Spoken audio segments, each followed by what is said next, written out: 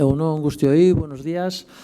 Bueno, vamos a dar paso a la primera mesa redonda, la segunda parte de la jornada de hoy del aula EITB-UPVHU que tiene lugar hoy.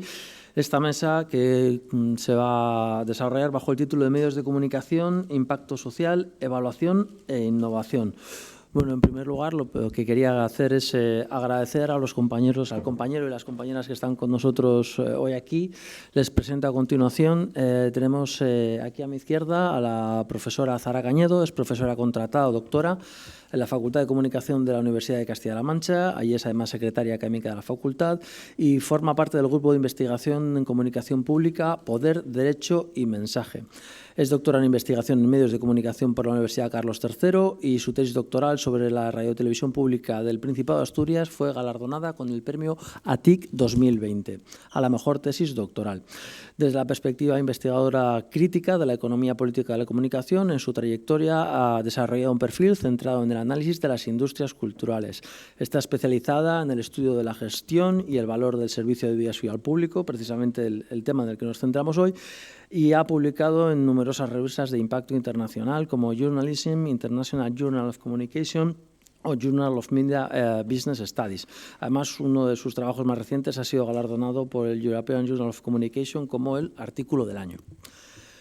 A su izquierda, Marta Rodríguez Castro, profesora ayudante doctora en la Facultad de Ciencias de la Comunicación de la Universidad de Santiago de Compostela, es investigadora del grupo Novos Medios y sus principales líneas de investigación son los medios de comunicación de servicio público, que estudia precisamente desde la perspectiva en la que trabajamos hoy, desde la perspectiva de la creación de valor público y de las políticas de comunicación.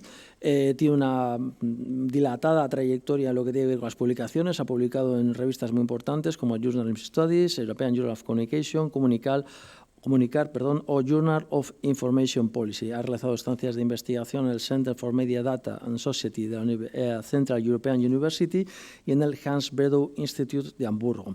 Actualmente forma parte de la directiva de la Asociación Galega de Investigadores e Investigadoras en Comunicación, de la Association of Public Media Researchers y es parte de la comunidad de expertos de Media and Journalism Research Center.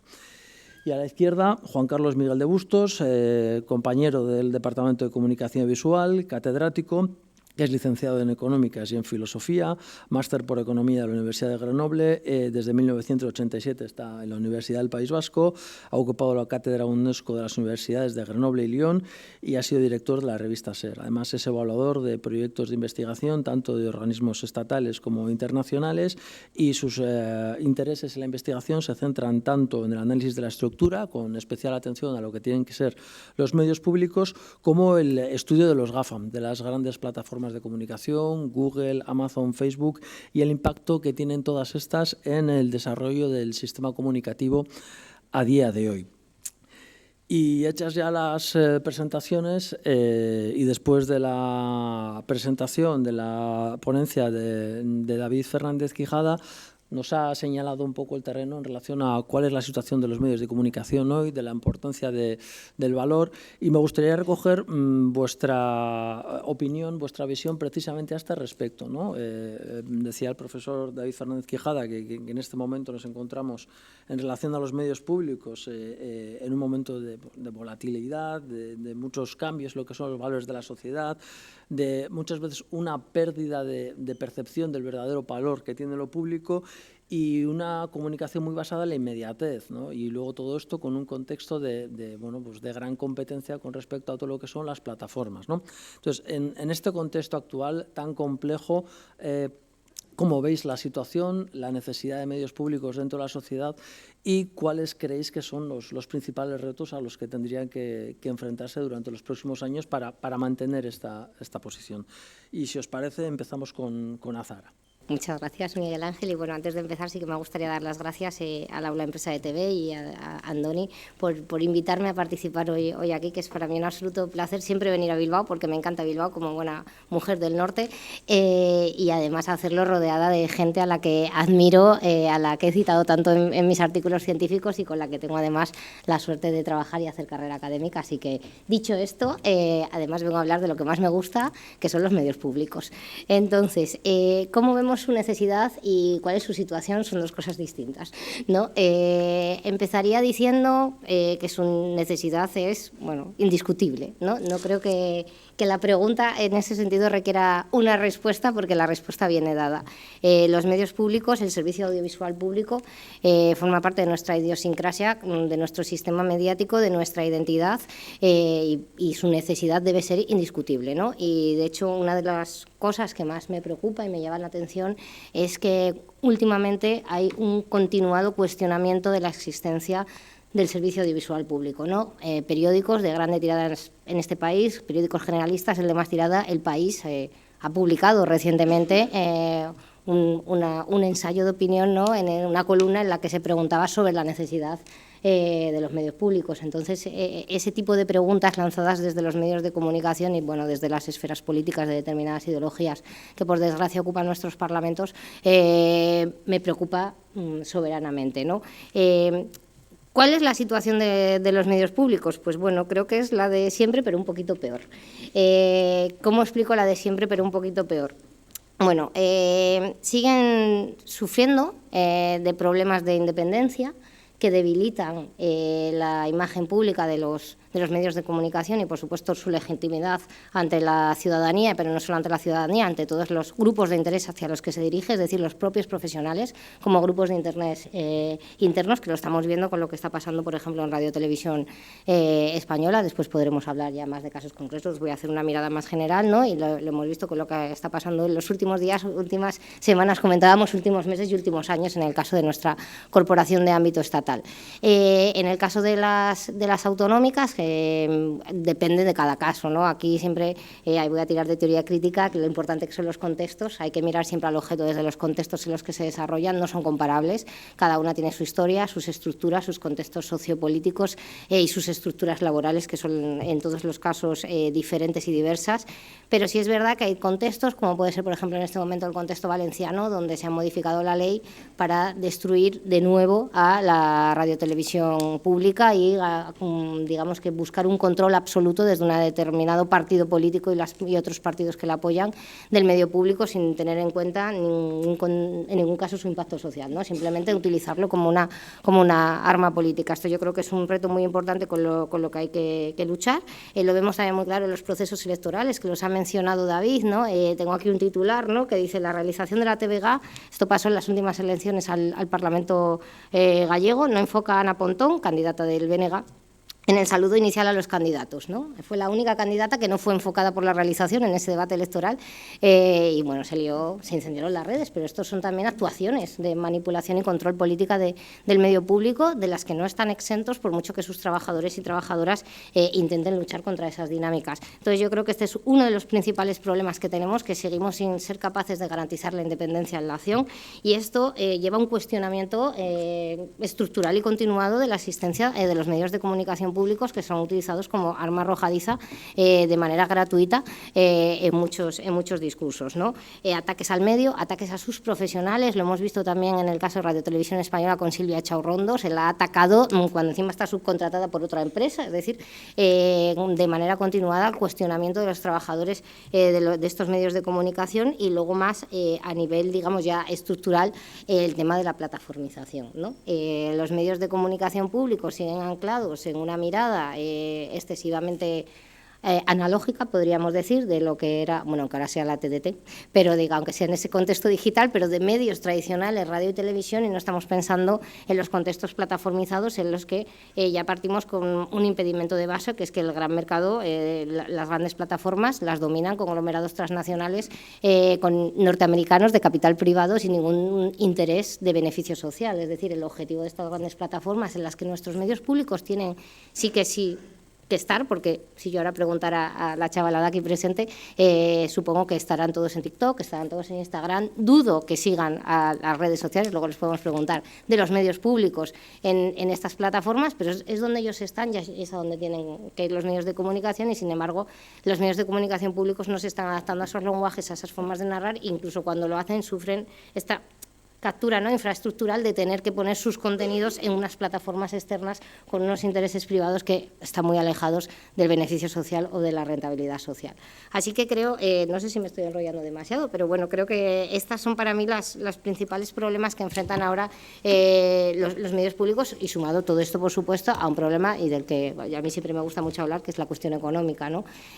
Los presupuestos de austeridad que se implantaron a raíz de la crisis y que no se han incrementado, cuando cada día es más caro hacer audiovisual y cuando cada día, si necesitas desarrollar una plataforma, pues cuesta millones de euros, no lo puedes hacer con los presupuestos que tienen muchas para operar ya sus canales tradicionales en radio y televisión. Entonces, sumado todo este contexto a las políticas de austeridad, creo que la situación es preocupante, pero bueno, soy optimista y confío en que las cosas puedan mejorar y que charlemos sobre cómo puede mejorar esta cuestión. Muchas gracias, Azahara. Yo creo que has dejado muchos puntos importantes sobre los retos a los que se enfrentan los medios públicos, la independencia, el contexto de plataformización y, por supuesto, el contexto económico, ¿no? Lo importante es que puedan contar con los medios para aportar ese valor que decíamos antes, ¿no? Marta, en este mismo sentido, ¿cómo verías desde tu punto de vista esta situación? Vale, ahora sí.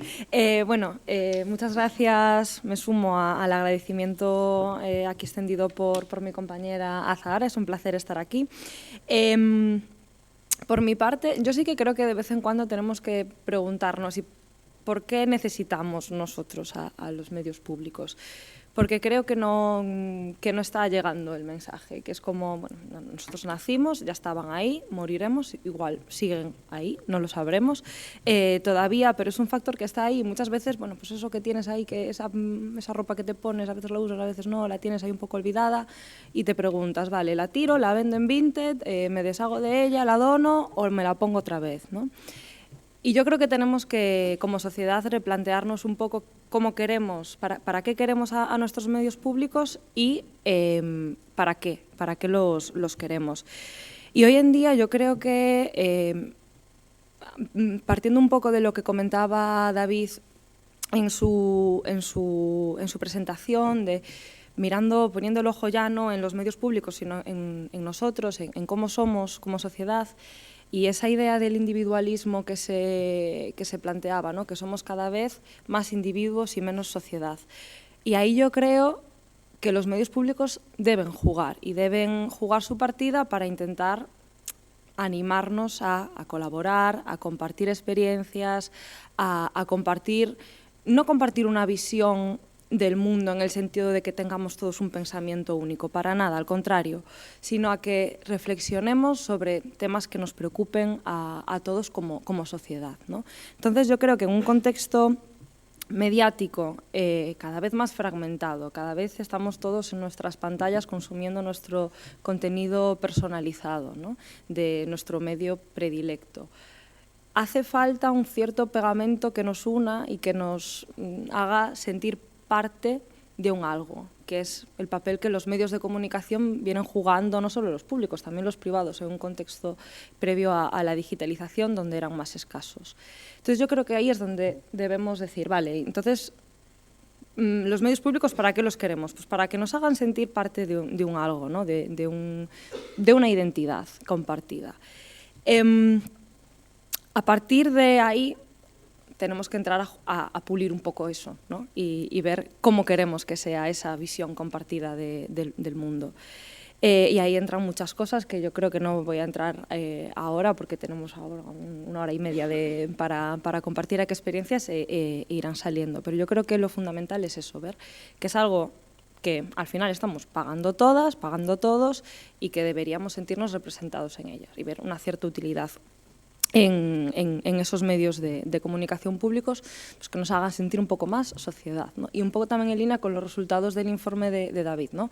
Que los medios públicos los vemos que tienen ese impacto muy positivo para la sociedad, que puede que para nosotros no sea tanto, pero que en conjunto vemos ahí ese valor.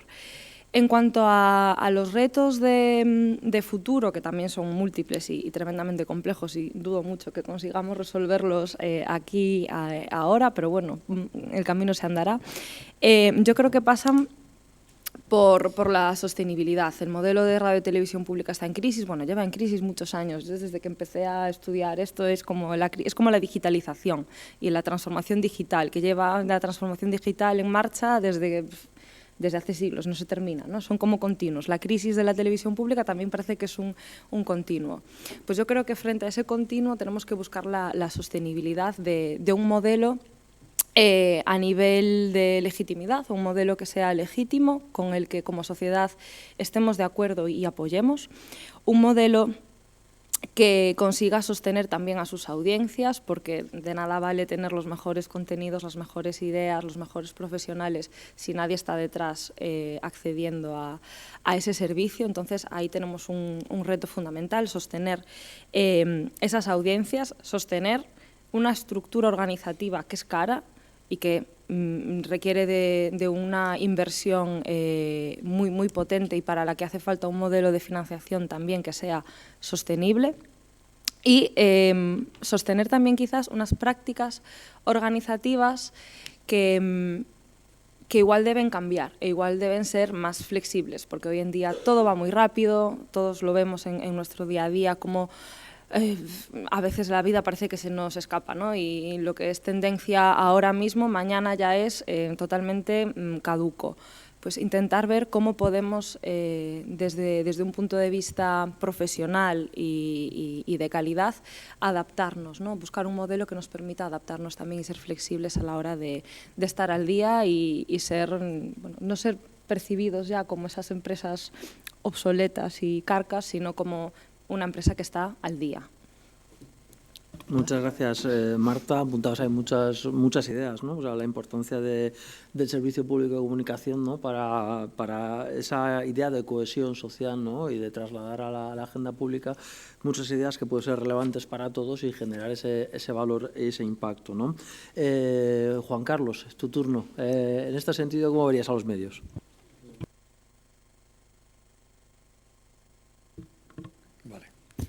Bueno, muchas gracias a quienes habéis hecho posible estas jornadas. El tema realmente es no solamente necesario, sino también apasionante. Yo voy a colocar el acento en que el contexto actual hace más que nunca necesaria la presencia de los medios en general y de los medios públicos en particular. El contexto se habla mucho de policrisis y la crisis llega a la información. Creo que ese contexto de exceso de información y exceso de contenidos, para mí es, cualquier reflexión empiezo con esa, o sea, tenemos miles y miles de pelis, contenidos, cómo eliges, cómo accedes a ver cuál es la calidad. Hay millones y millones de contenidos, pero cada vez se lee menos, se rehúye incluso la información. La gente evitamos informarnos. Entonces, en ese contexto, la democracia está totalmente en peligro, porque ese esquema de persona informada y entretenida, no vamos a hablar solamente, y bien entretenida en el sentido de que yo cuando pienso en contenidos de cualquier medio, pienso en industrias culturales, ¿no? Porque claro, las teles públicas en general se ha asociado, no, sobre todo su esencia es la información. Bueno, es la información, porque sería su alma, pero el entretenimiento también en él van valores, símbolos, etc. Entonces, una persona bien informada y bien entretenida cada vez es más complicada. ¿Y por qué digo que ese contexto lleva a la crisis, digamos, de la información? Porque si no se lee, si no se evita, perdón, y si se evita la información, entonces, bueno, pues no tienes opinión, son opiniones de Twitter, simplemente, ¿no?, de titulares, y entonces, en ese exceso de información aparece una pequeña cosa que son las fake news, la desinformación. Y alguien dice, tampoco hay tanta, es cierto. Si se pudiera medir, que es muy complicado, he visto alguna cifra, la desinformación que hay pudiera ser el 0,05%, como mucho, es muy poca. Pero ¿cómo detectas esa pequeña desinformación? Y entonces, en ese contexto en el que hay mucha información, no se lee, no se informa, no se comenta, no sabes distinguir qué es desinformación y qué es información, y entonces la extrema derecha en ese contexto siempre va a ganar. Cuando digo extrema derecha es todos los valores que hasta ahora hemos creído y que los seguimos nombrando, cada vez tienen menos presencia, solidaridad, búsqueda de la paz, etc. Entonces, en ese contexto de la gente evita, no está informada, hay una desconfianza, no sabemos distinguir, a mí también me la cuelan, o sea, de vez en cuando, hace poco, leía un artículo y digo, joder, qué cosa más interesante, hablaba de los enemigos de la sociedad abierta, y digo, qué bien, el concepto ese popperiano, ¿no? La sociedad abierta, democrática, es sinónimo, y entonces digo, qué interesante, y al final me di cuenta que quienes eran los enemigos, según ese, era un filósofo, eran los feminismos, los nacionalismos, en el último momento. Había empezado a leer, si no hubiera acabado el artículo, me hubiera quedado, digamos, pues con otro tipo de cosas, ¿no? Y de repente, claro, no puedes estar ante cada contenido mirando.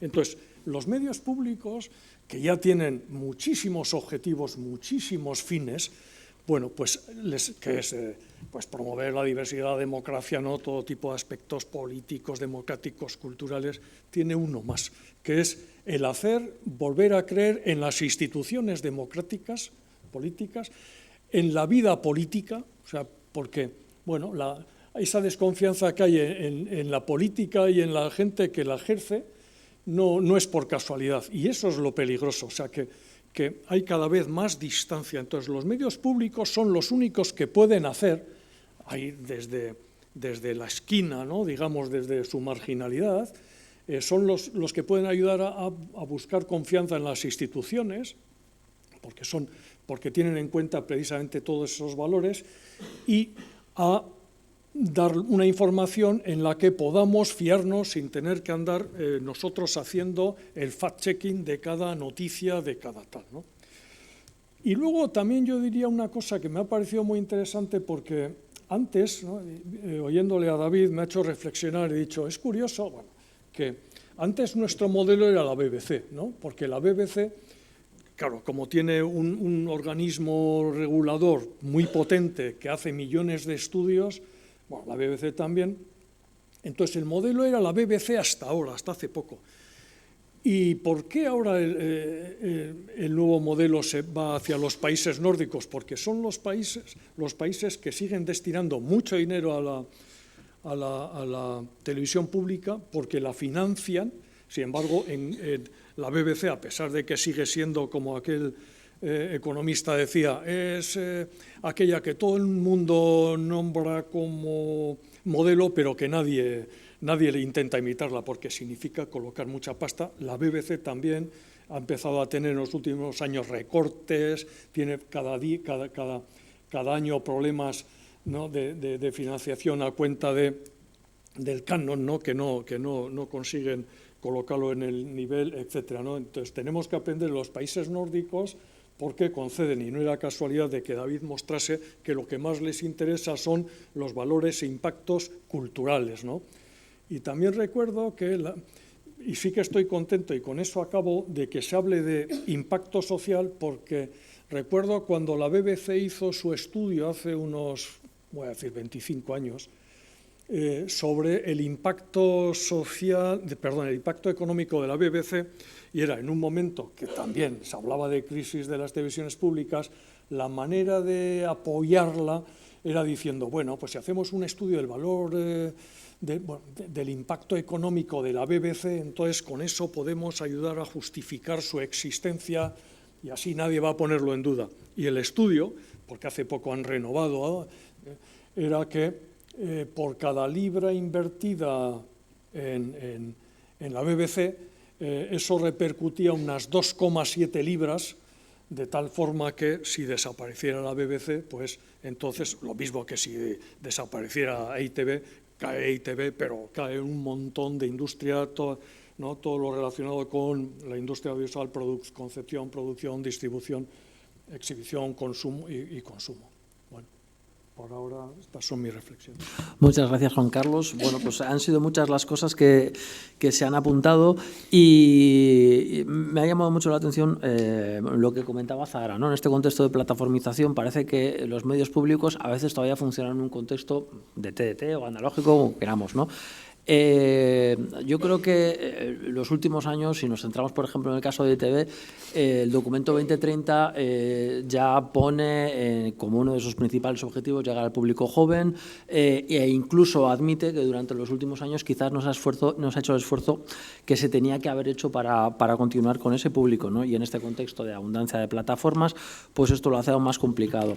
Se une también el aspecto económico, que dificulta todas las inversiones necesarias, pero sí que quería preguntar, sobre todo teniendo en cuenta el público que tenemos, cómo trasladamos valor, cómo llegamos a ese lenguaje del público joven para que forme parte de lo que decía Marta, ¿no? Para que forme parte de esa idea de sociedad cohesionada a partir de lo que se supone que tiene que transmitir unos medios públicos, ¿no? Ahí ha habido muchas iniciativas, tanto de ITV como de otros canales, ¿no? Pues ahí me viene, por ejemplo, PlayZ como una plataforma destinada al público joven, otras privadas también han hecho cosas parecidas. ¿Vosotras cómo veis el papel que tienen que desarrollar los medios? Porque obviamente es un sobreesfuerzo sobre lo que ya están haciendo, ¿no? ¿Cómo lo veis en este sentido? Si quieres empezamos, a Zahara. Pues, a ver, yo creo que está la cosa un poco complicada en el entorno tradicional, ¿no? Los estudios que, bueno, yo trabajo habitualmente con Marta, así que voy a hablar en PAC. Los estudios que nosotras hemos estado realizando, lo que señalan cuando hemos preguntado a las audiencias jóvenes, el problema que hay es que hay una desconexión, porque en el imaginario de las audiencias jóvenes, y están aquí, luego podrán confirmar si esto es así o no, las televisiones públicas son para la gente mayor. Entonces, no piensan, o sea, ni siquiera se les ocurre, o sea, llegan a casa, los consumos que hacen de las televisiones, bueno, la radio, olvídate, o sea, la radio no voy a hablar porque la radio es como que la radio ya ni saben que existe, ¿no? O bueno, sí que saben que existe, pero quiero decir, no se les ocurre poner la radio pública, porque escuchan sobre todo Radio Fórmula o contenidos deportivos que no... sí que es verdad que algún contenido deportivo, por ejemplo, en el caso que nosotros hicimos en el estudio para TPA, sí que es verdad, pues bueno, los partidos del Sporting, estas cosas sí las vas a escuchar, ¿no? A la radio, pero el resto... Y además te conectas a través de la web, o sea, no haces uso, por supuesto, de una radio como aparato físico, ¿no? Entonces, lo que sí que nos dicen es que cuando consumen medios públicos lo hacen porque es que llegan a casa y sus padres, madres o las personas de mayor edad con las que habitan están viendo el medio público. Entonces, bueno, pues sí, ven el informativo porque lo están viendo en casa, entonces tienen que comer porque han llegado de clase y entonces ahí es el consumo que hacen. Pero ellos y ellas no están en la radio, no están en la televisión, una serie de un trabajo que estoy haciendo yo ahora con entrevistas cualitativas a audiencias jóvenes sobre nuevos consumos informativos, está centrado en la parte de la información. Yo les pregunto específicamente por PlayZ, no saben lo que es PlayZ. ¿Les suena? Sí. Sí, lo de Inés Ennaz, ¿no? El programa ese que le quitaron. No, me suena de haber visto que en TikTok se viralizó algún contenido, pero no tienen el uso de ir y decir, voy a ver qué hay en PlayZ, ¿no? No saben, ¿no? Les preguntas en los espacios autonómicos donde hay plataforma, que son los menos, tampoco, o sea, les suena, pues sí, algún contenido que se ha viralizado, es decir, el consumo que ellos hacen del contenido de los medios públicos es algo que se ha viralizado a través de TikTok, que les llega un clip súper pequeño y les llega por el algoritmo de TikTok, ni siquiera es porque estén siguiendo a las redes, en redes sociales, a los medios públicos, y de repente se quedan con eso, con ese impacto de 10 segundos en TikTok de algo que ni siquiera, yo me pregunto, ¿no? Los gestores de los medios públicos, y esto habrá que preguntárselos a ellos, ¿no? Y a los que llevan estas plataformas, ¿quieren que se queden con eso, con el impacto en TikTok de 10 segundos de algo que ha dicho Inés Hernández en Gameplays, que normalmente se viraliza para atacarla, ni siquiera para repensar el discurso que después tenga el programa? Entonces, ¿dónde está el problema, ¿no? Por ejemplo, justo con una estudiante que estaba haciendo una investigación conmigo en el departamento, hemos estado este año trabajando sobre CMM Play, ¿no? Yo trabajo en Castilla-La Mancha, pues bueno, no es una OTT, es una plataforma web que tienen, cuyos resultados todavía no son públicos, pero bueno, puedo dar aquí algunos highlights, ¿no? Ella es un estudio que hace desde el punto de perspectiva también de la audiencia, entrevista a audiencias y pasa lo mismo. Las audiencias jóvenes de Castilla-La Mancha Sí que alguna vez les suena de eso, por supuesto tienen unos estándares de consumo de plataformas a nivel tecnológico de usabilidad altísimos, que cuando los comparan con las de los medios públicos dicen, es que yo me pongo CMM Play y no encuentro nada porque eso no es usable ni es nada, ¿no? Yo quiero Netflix, que lo pongo y sé lo que tengo que encontrar. Entonces, la propia infraestructura de la plataforma, el diagnóstico que dan es como, eso, ya solo, si tengo que entrar y pelearme, es que no entro directamente. Entonces, lo único que les llega es lo mismo, algo a través del WhatsApp, algo a través de redes sociales, es decir, su consumo es completamente incidental a partir de impactos que les van llegando. Y la gran crítica que hacen es que el contenido que hay en esas plataformas no es un contenido que esté pensado para su franja de edad, no es nada que les interese, no es algo que les llame la atención y ven, muchos piensan que está para audiencias mayores y dicen antiguo, ¿no? Es que eso es como de los 80. De hecho, en TPA lo que nos decían, bueno, es que pones la TPA y retrocedes en el tiempo. Dice, yo estoy viendo Netflix, de repente pongo la TPA y digo, ¿pero qué es esto, no? Y luego, sin embargo, hay casos singulares, porque en la TPA ahora en Asturias hay un programa que es un concurso, que es una cosa que si lo veis, y os animo a que lo veáis, es muy divertido, se llama El Picu, ¿no? De pico en asturiano, que se dice picu, ¿no? Entonces tienes que ir subiendo el picu, vas subiendo el picu y vas ganando.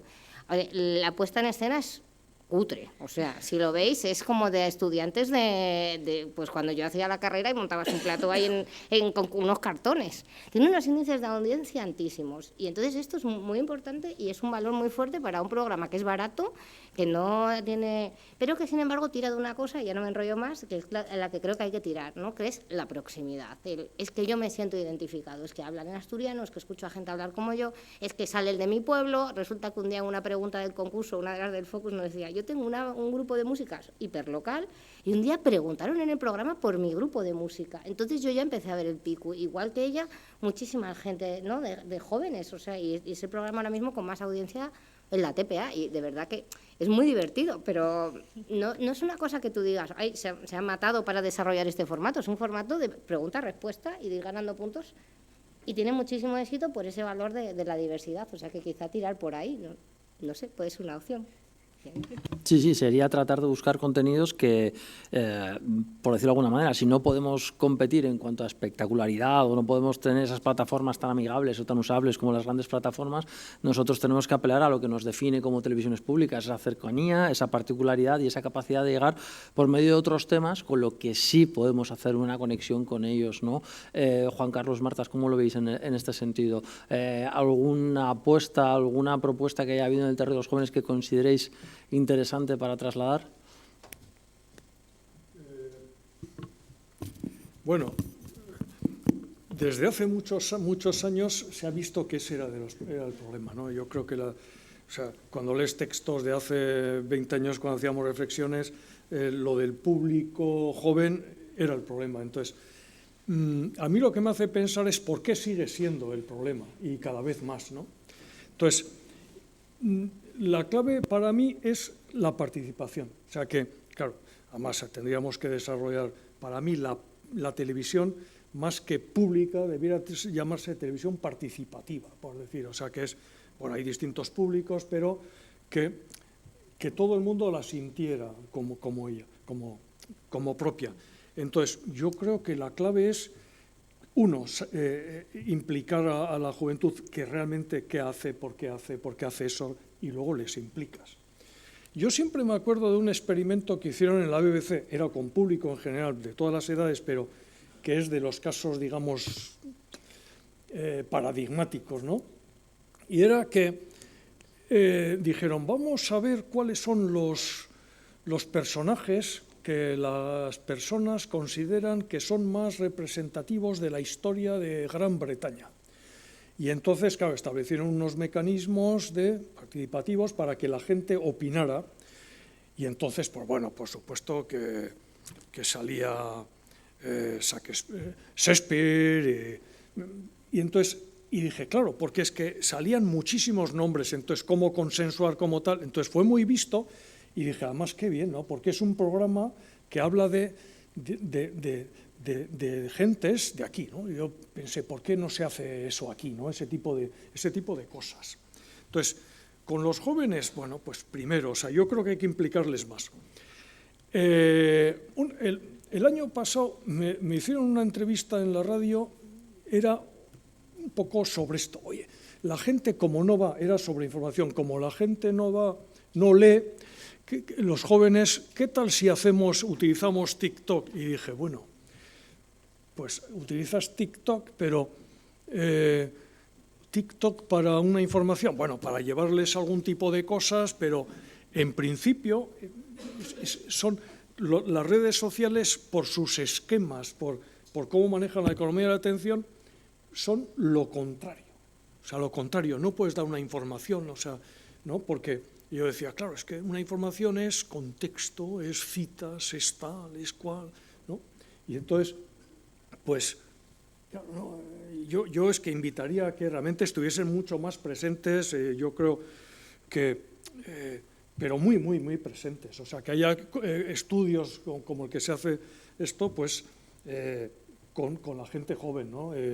Para ver las claves de verdad, porque se hacen experimentos, ¿no? Yo tengo un colega que estaba en la televisión de Ginebra, en la Universidad de Ginebra, se acaba de jubilar, e hicieron un experimento hace 3 años, él se llama Patrick Yves Badillo, trabaja también con su mujer, ellos son de Grenoble, yo les conocí en Grenoble hace tiempo, y entonces este es un economista de la economía de la cultura, y siempre le ha preocupado esto, entonces hicieron el programa se llama Milbot, que era hace 3 años que la inteligencia artificial todavía era bastante rudimentaria, y entonces era establecer interacción, preguntando a la tele sobre cosas, y tuvo mucho éxito, pero tuvo mucho éxito porque desde el principio preguntaron, ¿no? O sea, se juntaron los de la televisión y los jóvenes a ver qué hacer y participaron además en hacer el proyecto, ¿no? O sea, porque,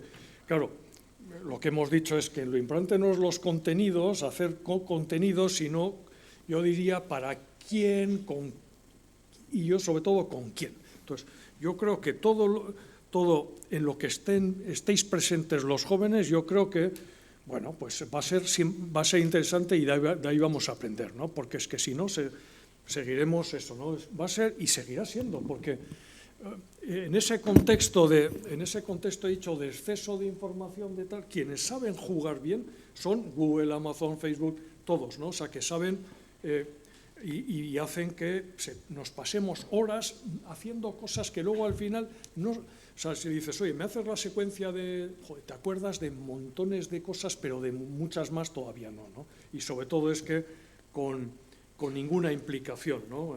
Emocional, etcétera. Bueno, en relación a esto, antes, cuando comentábamos precisamente eso, ¿no?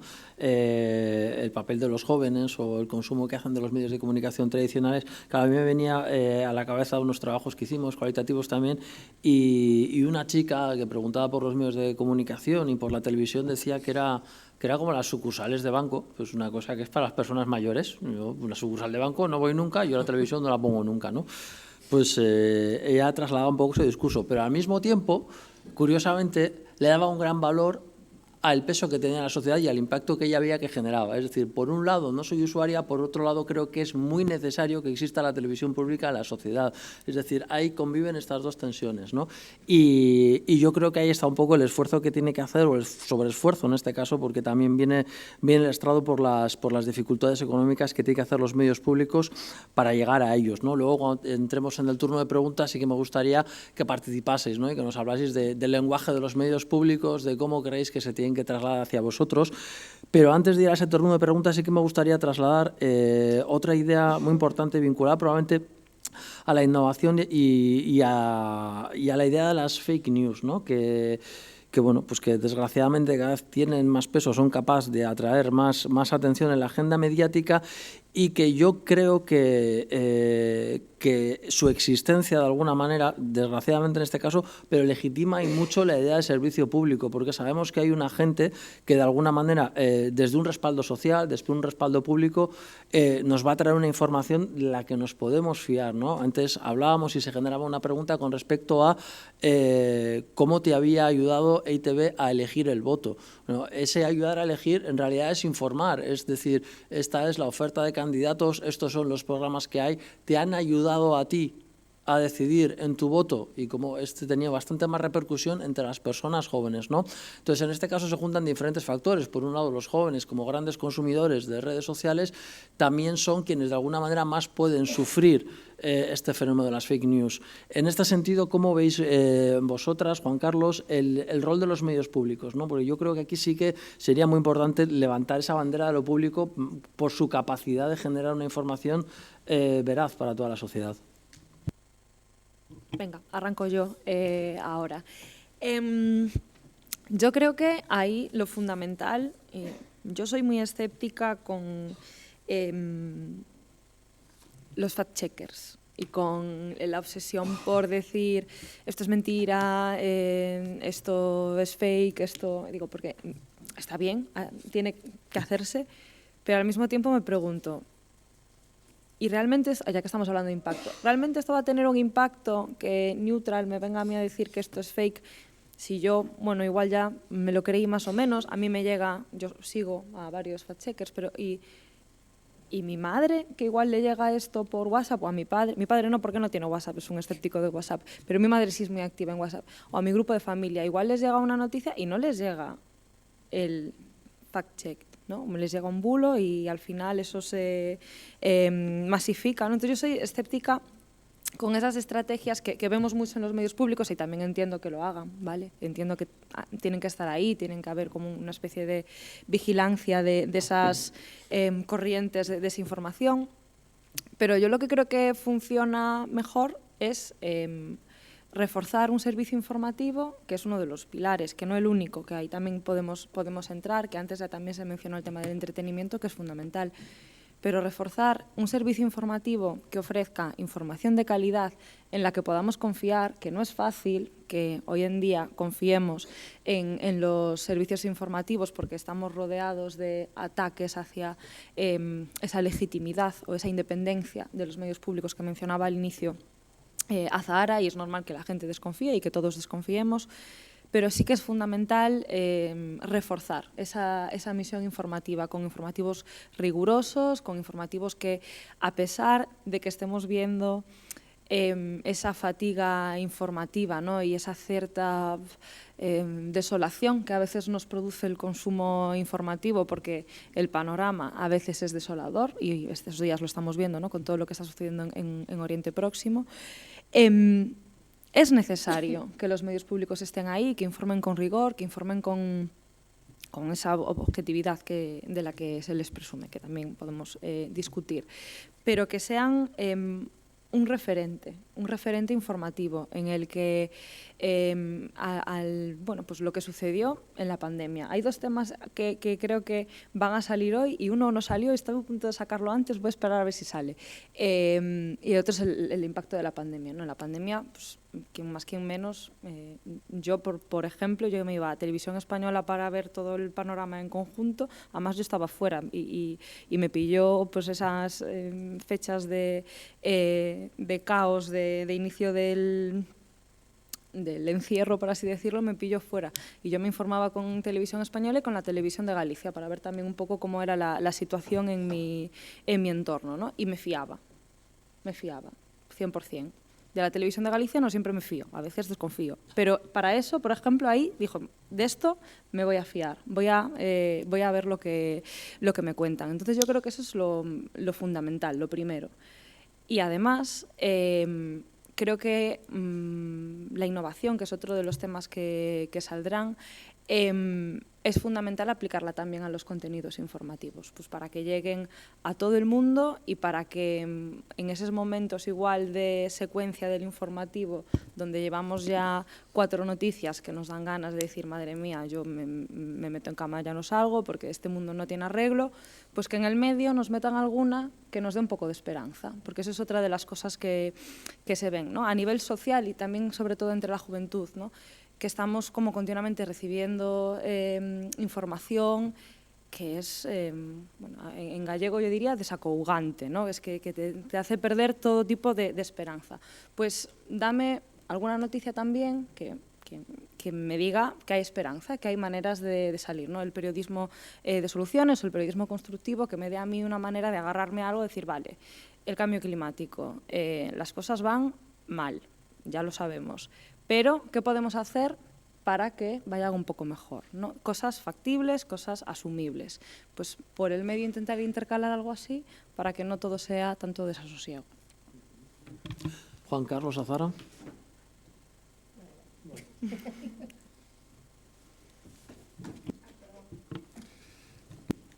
Bueno, de nuevo yo creo que el contexto nos ayuda a entender la cuestión.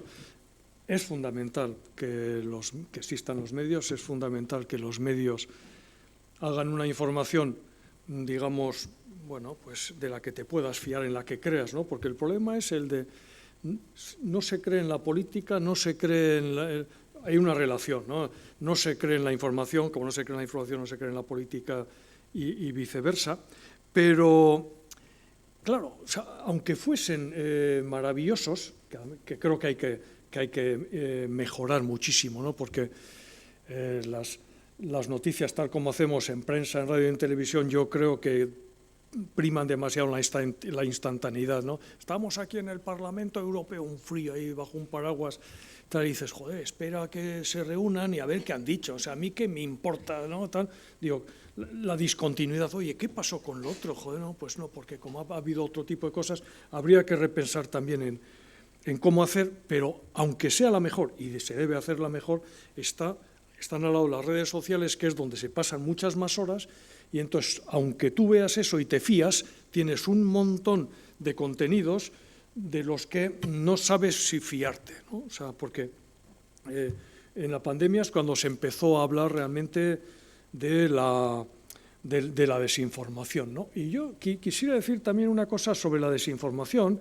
Todo el mundo tiende a pensar, claro, allá en Rusia, en un sótano, ahí hay unos cuantos, ¿no?, al servicio, ¿no? Uno de la trabajó en la KGB y no sé qué, en absoluto. O sea, aparte, por supuesto que hay digamos, creadores de desinformación. Bueno, y ahora cuando pasen las elecciones nos enteraremos otra vez que los rusos, los chinos, todos, porque hacen experimentos, no tanto porque la capacidad de influencia tampoco es tan grande. Nosotros, en la medida en que usamos redes sociales, también tendemos a crear desinformación, porque siempre que quites algo de un contexto, o sea, una foto fuera de contexto, o que de una noticia, que por eso, que va a tener muchos elementos, como quites algo, quién ha dicho qué, pues con eso puedes crear desinformación que no tiene propósito de engañar, pero que es desinformación, es lo que se suele llamar misinformation, ¿no? O sea, desinformación es cuando hay propósito, digamos, de producir un daño o un objetivo determinado, pero muchas veces si tú dices una cosa, un nombre equivocado, eso no es cierto, pero no es desinformación, ¿no? Porque no tiene objeto. Entonces, claro, en ese contexto de los medios públicos que tienen que hacer y tienen que seguir haciendo, pero lo que tendríamos que hacer es cambiar el otro sistema. Es eso que se habla de la economía de la atención, que la saben gestionar perfectamente TikTok y todos, ¿no? Google, Amazon, porque tienen todos los datos. O sea, esos datos hacen que sepas en qué momento, bueno, es así, o sea, aunque puede fallar, en qué momento te pueden mandar una sugerencia porque tienes poca batería en el móvil y entonces han estudiado que la probabilidad de que compres algo que habías pensado y que ya habías consultado en Amazon se multiplica por 100, ¿no? O sea, y cosas de esas, o sea, tienen estudiadas este tipo de cosas. Antes estaba hablando con mi colega Carmelo, que me ha marcado mucho un estudio que he leído hace 4 días, que ha hecho el Instituto Nacional del Audiovisual francés. Es un servicio de estudios, ¿no? Y bueno, y tienen, digamos, en depósito todas las obras de la televisión pública. Entonces, han hecho un estudio que es la información en 2050. Y yo cuando lo ojeé, bueno, dije, va, pues sobre el futuro puedes decir absolutamente cualquier cosa.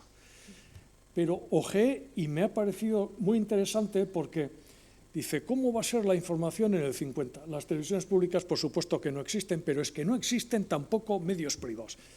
Porque, y eso está apoyado por estudios que se han hecho en Francia hace poco, dentro de 5 o 6 años, digamos, quienes más dinero sacan de contenidos son quienes los difunden, distribuyen y no quienes los crean. O sea que hay un desplazamiento del valor hacia quienes distribuyen. Las plataformas, Netflix gana mucho dinero, aunque produce, pero produce poco, ¿no? Sobre todo lo que hace es distribuir. Con eso quiero decir que desaparecen todos los medios privados, públicos, y entonces es un estudio interesante porque, bueno, pues dices, joder, qué bien han imaginado esta tendencia que hay ahora a que no se lee, a que las informaciones son muchísimas, ¿no? Pero no leemos, entonces las informaciones ahí estarían continuamente reactualizándose, no podrías leer.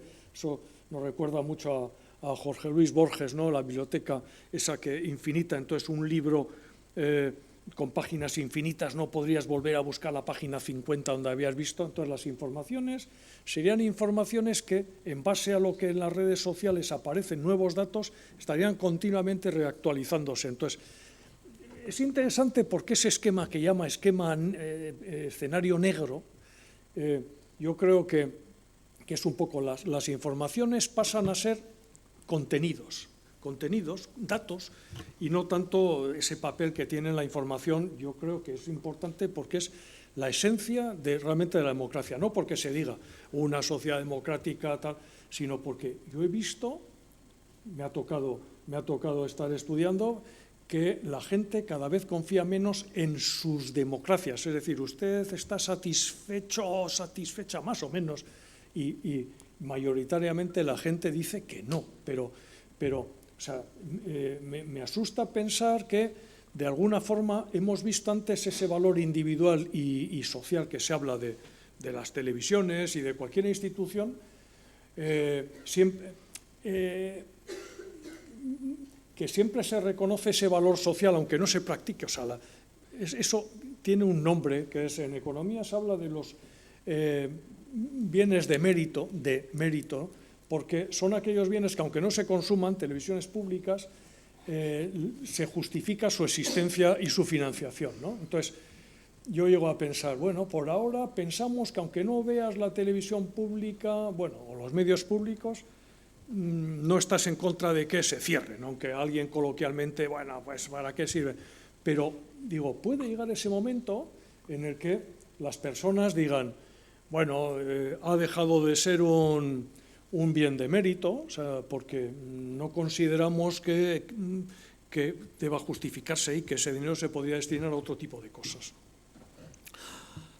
Muchas gracias, Juan Carlos. Bueno, aludiendo a lo que estabas comentando de la presencia o de los medios públicos en este entorno multiplataforma y el papel que tienen, sí que me gustaría hacer una última mención antes de pasar el micrófono al público sobre la idea de diversidad, ¿no? Esa idea de diversidad audiovisual dentro de estas plataformas. Yo creo que esto tiene una vertiente obviamente cultural y una vertiente económica muy importante también, ¿no? Si lo trasladamos al caso de ITV, yo creo que si pensamos en cualquier ámbito de la creación audiovisual vasca, si no todo, casi todo, está respaldado por la existencia de ITV. Hay cine vasco, hay series vascas, porque existe ITV, ¿no? Entonces, en este sentido, y bueno, como entiendo que tenemos también pues jóvenes que están trabajando, que se están formando en el campo audiovisual, sí que me gustaría remarcar su existencia, ¿no? Porque particularmente hay, entre los jóvenes, quiero decir, hay una fascinación con las plataformas, pero son plataformas que muchas veces nos traen un contenido que tiene muy poco que ver con nosotros, que hacen producciones maravillosas, que nos pueden gustar a todos, pero que dejan muy poco margen para el nacimiento de creación y sobre todo el nacimiento de creación local, ¿no? Desde una perspectiva de universidad como la nuestra, donde lo que aspiramos es que a los jóvenes que se forman aquí puedan crear, el hecho de que las televisiones públicas tengan menos espacios realmente tendría una influencia muy perjudicial para ellos también, ¿no?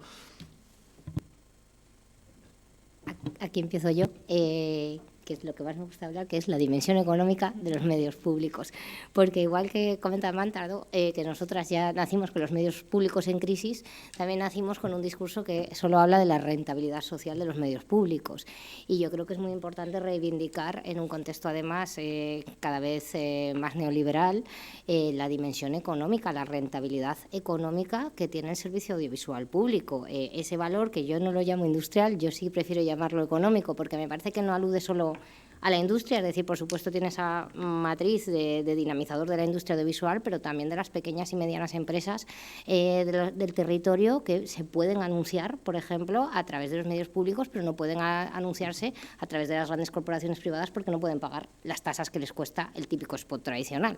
Si tú eres dentista Manolo, pues dentista Manolo del pueblo puede poner un spot en su televisión autonómica o en su radio autonómica, pero no puede ponerlo en la corporación de medios privados porque están gestionados por grandes agencias de medios, también para las propias agencias publicitarias de aquí que gestionan la publicidad, ¿no? Entonces, esa dimensión económica, o la parte, ya llevándomelo a la parte de las plataformas, que era la pregunta, también poner en las plataformas propias, y aquí es para mí el gran valor o el gran, digamos, el éxito, ¿no?, que tienen las plataformas que están desarrollando las corporaciones de medios públicos, es esa capacidad de generar un archivo audiovisual propio del territorio, que genera memoria colectiva, que genera memoria democrática y que está a disposición de todas las audiencias del territorio. Es decir, toda la producción audiovisual que tiene ETV desde que empieza a emitir en 31 de diciembre de 1982 estará en proceso de digitalizar, ¿no? Pero entiendo que va a estar disponible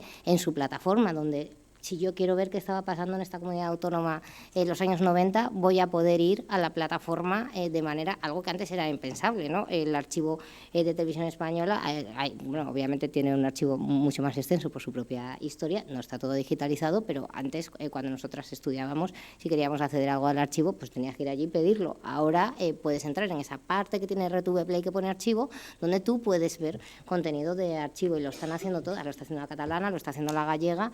Para mí es la apuesta por ese archivo que permite visibilizar a las industrias creativas pasadas y dar pie a las industrias creativas presentes y futuras.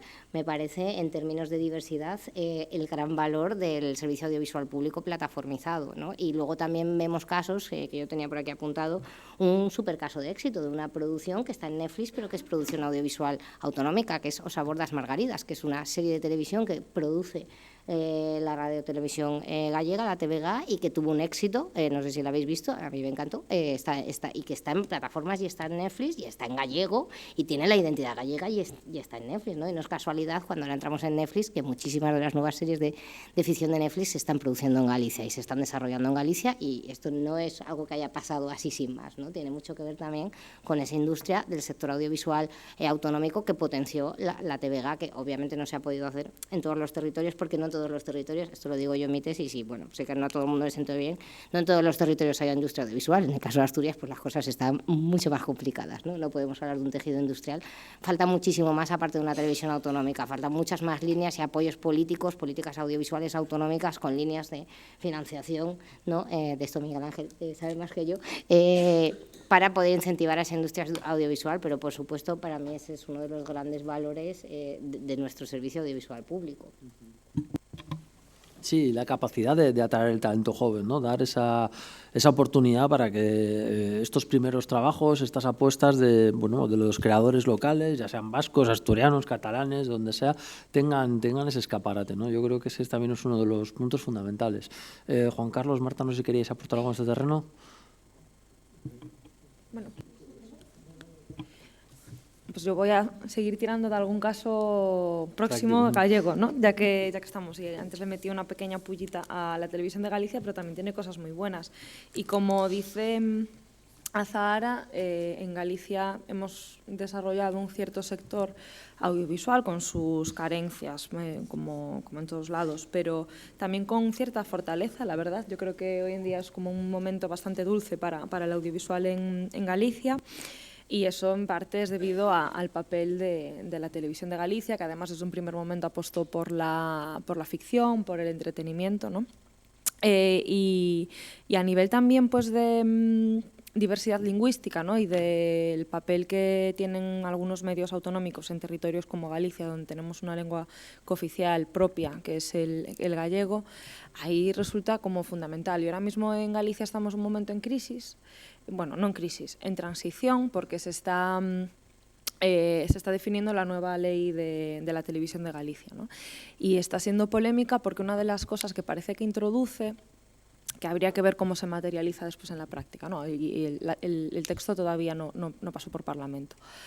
es que le abre la puerta al castellano. En la televisión de Galicia no tenemos el modelo que hay aquí en el País Vasco, ¿no? En la televisión de Galicia todo el contenido es en gallego, ¿vale?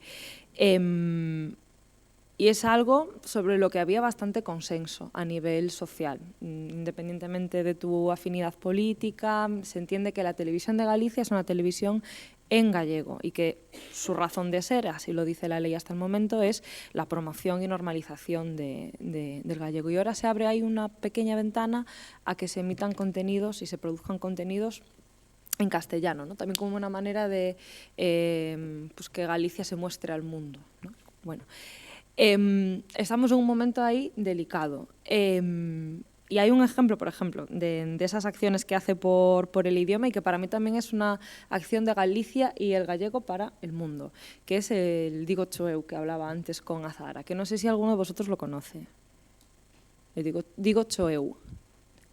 La presentadora, la periodista que lo hace es una chica muy joven, lo dice con un poco más de entusiasmo, pero yo no me atrevo.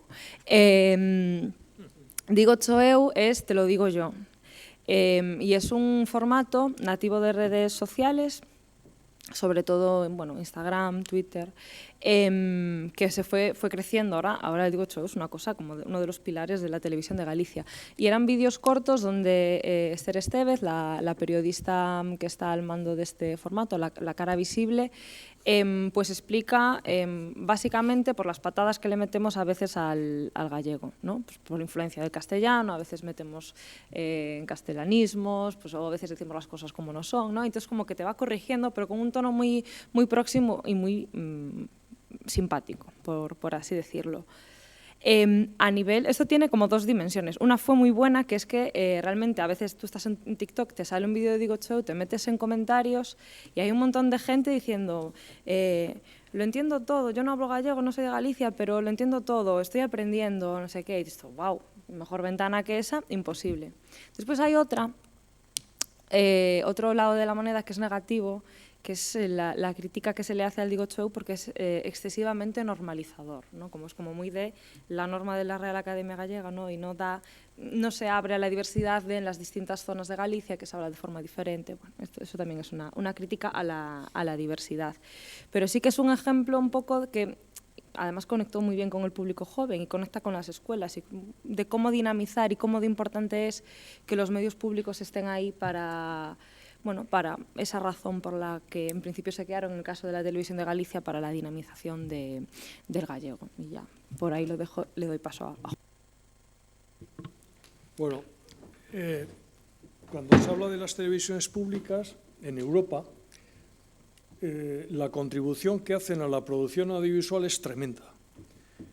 Hay una fuente de estadísticas muy interesantes sobre la industria audiovisual de todo tipo, tiene montones de informes, que es el Observatorio Europeo del Audiovisual, que además son accesibles, la mayoría son gratis. Y todos los años publica un informe sobre la producción audiovisual. Entonces, no recuerdo las cifras exactas, pero era algo así como de unas 13.000 horas que se hacen de ficción en Europa, la mayoría son series, el 56%, eso me acuerdo la cifra, estaba realizada por las televisiones públicas. Entonces dices, bueno, pues casi es el 50%. Dices, joder, pero vamos a ver cuántas televisiones públicas hay en Europa. Hay unas 900 algo. Televisiones públicas solo en España hay, no sé, igual 50 o 60, o sea, autonómicas, locales, etcétera, ¿no? Entonces, el 56% de la producción audiovisual de ficción está realizada es menos del 10%, era el 9,1%. Es decir, claro, puedes pensar, ¿por qué es un buen ejercicio? Si no existiesen las televisiones públicas, ¿qué significa? ¿Que no se harían? Bueno, que las televisiones comerciales y las plataformas contribuyen bastante poco en cuanto a películas nuevas, ¿no? Y entonces, el ejercicio que tendríamos que hacer es, bueno, si no existiesen,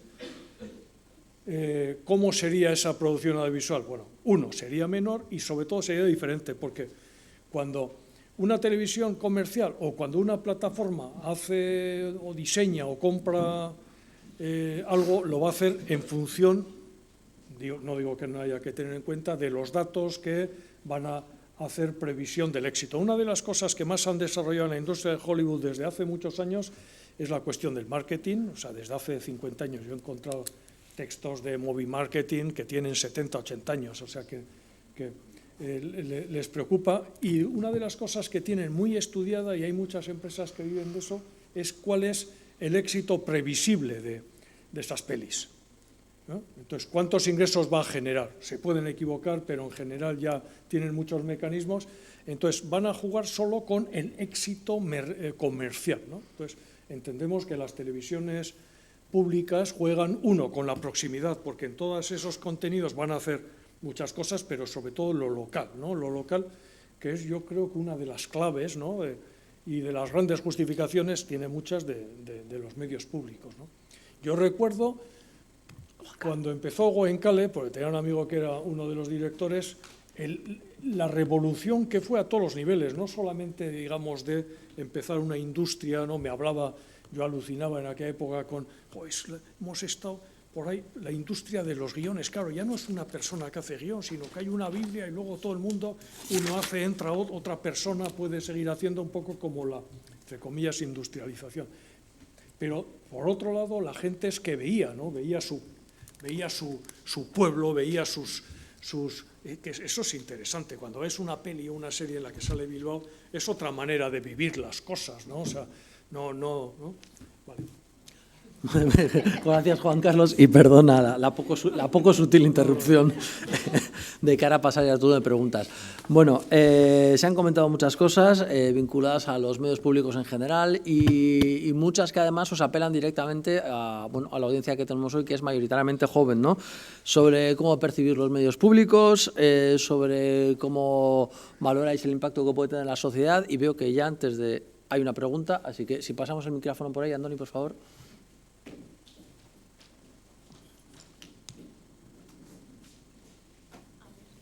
Hola, bueno, tengo como dos, pero es del mismo tema. En plan no.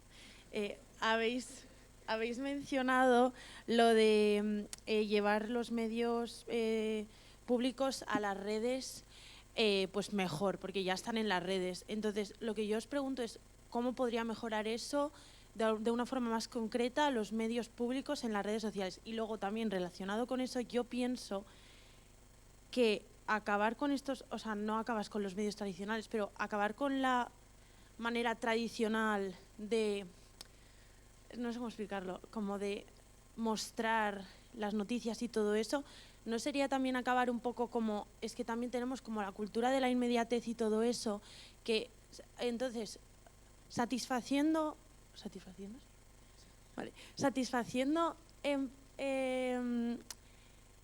esa cultura de la inmediatez, acabando un poco de... Joder, me estoy liando un mogollón, pero yo creo que se me entiende un poco. Entonces, al final, como que alimentas la cultura de la inmediatez, terminando un poco como con la manera tradicional, entonces es como destructivo a la vez, ¿no? Bueno, o sea, que era la paradoja esa. A ver cómo resolvéis esa paradoja, venga. Si queréis. Pero vamos a intentar responder muy brevemente para intentar dar más. Venga, pues contesto yo breve. Yo creo que el gran riesgo, claro, es muy fácil decir, hay que darle a los jóvenes lo que quieren los jóvenes, ¿no? Y entonces vamos a hacer contenido para TikTok. ¿Qué pasa con TikTok? Que son 10 segundos de alto impacto. ¿Y dónde está el periodismo ahí? ¿No? Que es algo que ya mencionó Juan Carlos y que creo que es la gran preocupación de las y los profesores de comunicación, ¿no? A mí me cuesta captar la atención en el aula en lo que no está escrito, y eso que no soy joven y dinámica. Y hay veces que digo, cualquier día tengo que hacer aquí algún impacto también de TikTok, ¿no? Doy clase de estructura, que esto no ayuda, todo sea cierto, pero es verdad que, claro, lo mismo pasa y le pasa al servicio audiovisual público, y Nosotros, con un proyecto que lideró el profesor Paco Campos, hicimos el llamado Fortatur, que íbamos de Forta en Forta, ¿no?, entrevistándonos con los directivos de las corporaciones para preguntarles sobre innovación. Y esto salió todo el rato en todas las entrevistas, y es el tema, porque ¿qué hacen los gestores y los trabajadores, ¿no?, del medio público para seguir estando donde están las audiencias jóvenes, pero no perder esa importancia del periodismo en profundidad? Entonces, yo, por desgracia, no tengo la respuesta. Me encantaría tenerla. Creo que la única forma es estar con las audiencias jóvenes, hacer un trabajo cualitativo. Yo soy una fiel defensora del trabajo cualitativo con las audiencias jóvenes. La encuesta te da un dato, pero necesitas entender por qué ese dato, y para eso te tienes que sentar a hablar con las audiencias jóvenes. Ojalá pudiéramos hacer etnografía, ojalá tuviéramos dinero y perseguiros y hacer diarios de campo y ver cómo hacéis esos consumos y ver de qué manera las rutinas profesionales y la forma de informar, sin perder lo que es la profundidad informativa, se pierdan esos procesos, ¿no? Yo creo que la respuesta yo no la tengo, ojalá la tuviera. Lo que sí que creo que hay algo que no están haciendo bien los medios públicos, y ya acabo con esto, es comunicar que están en redes sociales y hacer bien sus estrategias de redes sociales. Estoy simplificando, no puedo decir que todos lo hacen igual por los contextos, ¿no? Pero creo que eso hay que trabajarlo también. Sí. Bueno, no es por no responder, pero realmente tú nos tendrías que decir qué es lo que yo veo que le falta, que le sobra, porque si no trasladamos en qué se puede hacer. Yo he dicho escuchar, ¿no? O sea, yo creo que integrar y en la tele más, ¿no? A mí, yo cuando veo, no sé, en algún programa tipo, no sé, de repente hay unos niños o niñas y les hacen preguntas como serias y responden, es como divertido, quiero decir que no tienen por qué, pero tú colocas, si os colocan y os dan papel y te obligan, digamos, porque tú estás allí, tú vas a pensar, opinar. Entonces la pregunta sería, ¿tú qué echas en falta o qué harías? ¿Qué tipo de cosas harías, no? No, a ver, realmente esa sería la pregunta, porque si no trasladamos a, bueno... No, es retórica y real si quieres. Si quieres contestar, te dejamos muy brevemente. Telegráficamente nos dices qué crees que tenía que haber.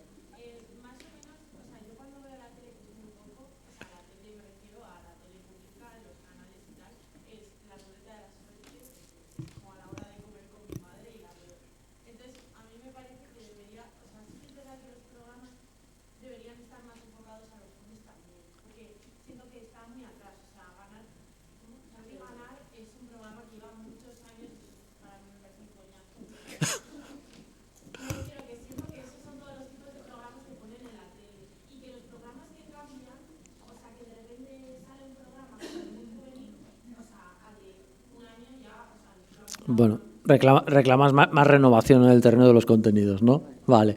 Bueno, muchas gracias. Pasamos a la siguiente pregunta, por favor. Lo mismo, intentamos formular breve y contestamos también breve si podemos. Hola, ¿qué tal? Buenos días. Lo mío, más que una pregunta, es más una respuesta a algo que habéis hablado. ¿Qué hace falta? Yo creo que lo que hace falta para atraer a nuestro público, es que a nosotros, que es un público muy importante tanto en el target comercial como en lo que se mueve, porque nosotros en esta generación de las redes sociales lo que vemos lo movemos más rápido, y para generar esa proximidad que habéis hablado al principio de la charla es contar con los jóvenes, porque lo que no puede ser es que las televisiones, tanto públicas como privadas, ya es que al final el equipo acaba siendo el mismo. Es que no hay jóvenes y eso se nota en el contenido, porque es un contenido, perdóname la palabra, rancio en algunos programas, en la mayoría de ellos, y en los que intentan parecer jóvenes no lo consiguen. ¿Y por qué? Porque se ve que no son jóvenes los que lo hacen. Y aquí voy a sacar ya un nombre que creo que ya debería haber salido antes, que es el caso de La Revuelta, con David Broncano, Ricardo Castella y Jorge Ponce. Es un programa con un equipo joven y se nota porque llevan 7 años consolidándose tanto en redes sociales como en Movistar Plus con la antigua Resistencia y han ido captando lo que el público les pedía y han ido evolucionando y haciéndose un nombre hasta que la televisión pública se dio, pues eso, sacó su nombre, bueno, todo lo que se lió, porque luego pues algunos lo querían, otros no.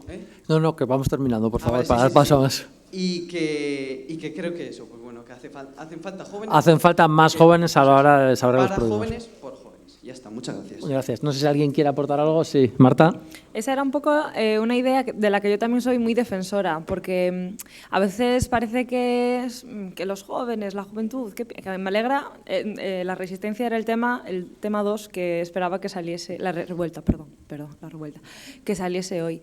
Pero yo creo que es fundamental que los medios públicos integren personal joven en sus cuadros de personal, que no sea únicamente un equipo de gente pues, con una media de edad que dentro de los medios públicos es alta, siendo como el señor Barnes entrando y decir, la juventud, ¿qué le gusta? A ver, los estudios de mercado están bien, pero prueba a integrar a gente joven en tu plantilla y a ver qué sale de ahí, ¿no? Eso es importante.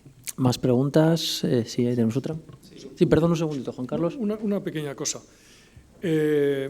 Remedios para mejorar la democracia, había personas que decían que una persona elegida al azar, integrarle dentro de pues, un ayuntamiento, o sea, al margen de partidos. Me pareció interesante. Entonces, aquí pudiera ser algo similar. Alguien joven, ¿no? Pues en las universitario o no, o sea, que participa a estar en el Consejo de Administración de ITV, por ejemplo. Claro, o sea, suena así esto, pero esa presencia continua, viendo, siguiendo, o sea, bueno, igual al menos en todo lo que pudiera tener que ver con contenidos, con tal. Y por qué no en otras cosas, ¿no? O sea, integrar. Sí. Bueno, yo tengo una pregunta para Juan Carlos y sobre todo desde el punto de vista social me llama la atención lo que has comentado de la mudanza que ha habido del referente que era antes la BBC a cómo son ahora los medios nórdicos. Entonces, me gustaría saber si tienes alguna teoría, alguna hipótesis de por qué se puede haber dado, por qué se da en esos países nórdicos, ¿no?, esta mayor inversión en televisión y radio pública y si puede ser igual pues porque la sociedad lo exige o igual los propios poderes, digamos, el gobierno lo impulsa de motu propio. Hombre, son muchos factores, ¿no? Las televisiones del sur, digamos, ¿no? O sea, y vamos a incluir, o sea, Francia es un poco distinto, o Italia, son televisiones en las que tienen mayor peso los gobiernos. Entonces, la gubernamentalización es mucho mayor. Entonces, se explica según múltiples características, indicadores, ítems, pero especialmente es una sociedad muy diferente, con unos valores en los que creen. Claro, está unido a que tienen dinero, etcétera, ¿no? Que son sociedades no son muy grandes, pero se explica por eso. O sea, la gente cree, confía en sus políticos, sus políticas por ahora, ¿no? Entonces, Gran Bretaña, claro, es que la BBC es un gran monstruo, digo monstruo en el sentido no negativo, o sea, es muy grande, ¿no? Es muy grande y es que el audiovisual británico, incluyendo la capacidad de hacer películas, etcétera, también es muy grande. Entonces, claro, los vaivenes políticos allá son muy importantes. O sea, defender ahora algo, claro, que emplea 50.000 personas, o sea, que tiene unos presupuestos tremendos, es más difícil de gestionar, pero sobre todo es que la gente cree, ¿no? O sea, y ahí, en Gran Bretaña todavía la gente defiende y es muy vista, pero menos vista que cuando ves estadísticas. O sea, pero en Noruega, Finlandia, es que son, confía usted, tal, todo esto que hemos visto antes de individual y social, son cifras tremendas. Claro, y además es que innova, porque muchas, las series que hemos visto nórdicas se empeñaron, las teles públicas, vamos a estar en el mundo y lo consiguieron, ¿no? ¿Os acordáis? Bueno, o sea, se ha creado, además eso, cuando ves esos... A mí luego ya me cansa, ¿no? Tanta nieve y tanto esto, ¿no? No, digo que es verdad que en un contexto para un thriller es maravilloso, ¿no? Pero dices, joder, claro, es que no te puedes escapar andando o tal, o sea, te mueres, ¿no? Pero son sociedades, eso es, y lo de mi modelo, bueno, eso no lo tengo teorizado totalmente, pero lo observo, ¿no? Sí, ¿alguna cuestión más? Una última cuestión antes de cerrar. Bueno, pues entonces nada, cerraríamos esta mesa agradeciendo a nuestras ponentes y a nuestro ponente Juan Carlos, a Zahara y Marta su presencia aquí. Es que ricasco.